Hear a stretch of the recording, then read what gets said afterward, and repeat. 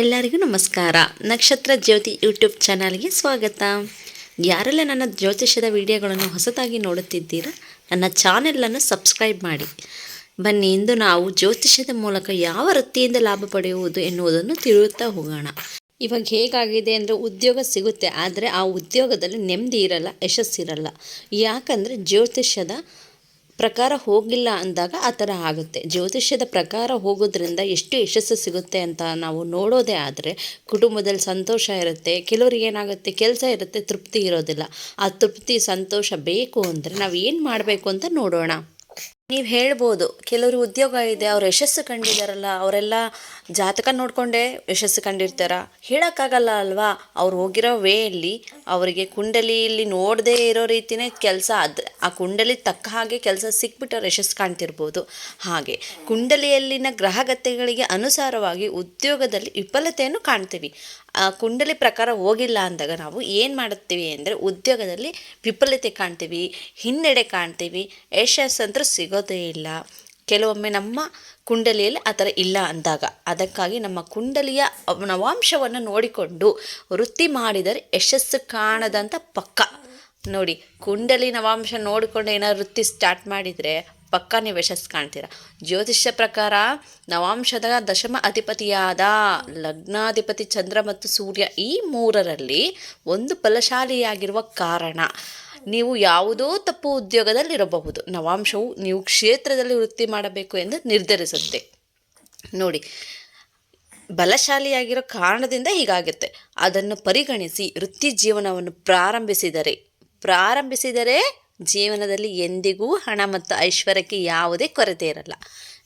ಜ್ಯೋತಿಷ್ಯ ಶಾಸ್ತ್ರದ ಪ್ರಕಾರ ಒಬ್ಬ ವ್ಯಕ್ತಿ ಜಾತಕದಲ್ಲಿ ದಶಮ ಅಧಿಪತಿ ಚಂದ್ರನ ನವಾಂಶದಲ್ಲಿದ್ದರೆ, ನೋಡಿ, ಚಂದ್ರನ ನವಾಂಶದಲ್ಲಿದ್ದರೆ ಆಗ ಅವನು ನೀರಿನಿಂದ ಉಂಟಾಗುವ ವಿಷಯಗಳಿಗೆ ಸಂಬಂಧಿಸಿದ ವ್ಯವಹಾರದಲ್ಲಿ ಯಶಸ್ಸನ್ನು ಪಡೀತಾನೆ. ಆದ್ದರಿಂದ ಅವನು ಈ ಕ್ಷೇತ್ರದಲ್ಲಿ ವೃತ್ತಿಯನ್ನು ಮಾಡಬೇಕು. ಇದಲ್ಲದೆ ಪ್ರಾಣಿ ವ್ಯಾಪಾರ ಮತ್ತು ತೀರ್ಥಯಾತ್ರೆಯಿಂದ ಅವರಿಗೆ ಲಾಭದ ಯೋಗ್ಯವೂ ಇದೆ ಅಂತ ಹೇಳ್ಬೋದು. ನೋಡಿ, ಯಾವ ಅಧಿಪತಿ ಯಾವುದಲ್ಲಿದ್ದರೆ ಹೀಗಾಗುತ್ತೆ. ದಶಮಾಧಿಪತಿ ಸೂರ್ಯನ ನವಂಶದಲ್ಲಿದ್ದರೆ ಏನು, ಅವನ ವೃತ್ತಿ ಯಾವುದು ಆಯ್ಕೆ ಮಾಡ್ಕೋಬೇಕು? ಔಷಧಿ, ಉಣ್ಣೆ, ಬಟ್ಟೆ, ನೀರು ಮತ್ತು ಹಣ್ಣುಗಳ ವ್ಯಾಪಾರ ಮಾಡಬೇಕು.